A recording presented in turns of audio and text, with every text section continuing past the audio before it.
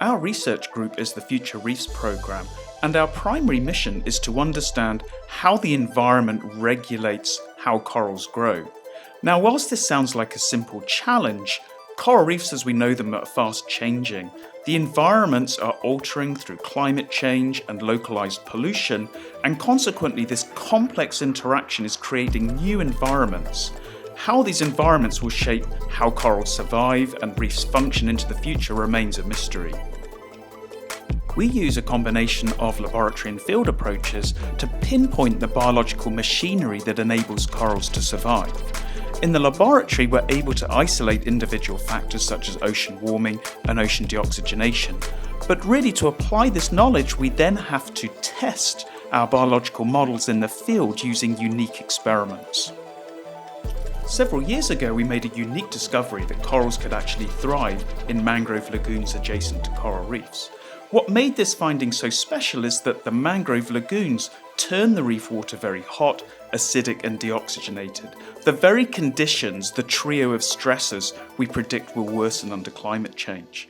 The more we studied the complex biology of the corals in these systems, we discovered really unique biological reorganisation to cope, including new associations with the very microbes that fuel their metabolism to grow and survive. This new biological knowledge is beginning to unlock the very secrets as to how corals will need to adapt under climate change. However, the very fact that corals within these lagoons are also stress hardened may aid new management practices aiming to repopulate degraded reefs. In order to secure the future of coral reefs, it's imperative we solve climate change.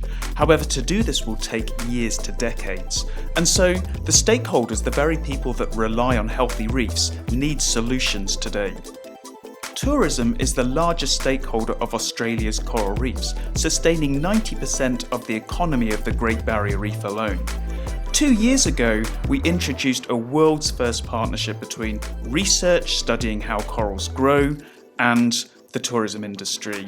This entity was called the Coral Nurture Programme, and the goal was to develop new tools and technologies to propagate corals and rehabilitate the high-value tourism reef sites. Since the Coral Nurture Programme started, we've already developed low-cost nurseries and new technology for outplanting coral that fits seamlessly into existing tourism operations. By applying our knowledge of how corals grow under different environmental conditions, we've already grown over 5,000 corals using these nurseries and replanted over 20,000 corals to the high-value tourism sites.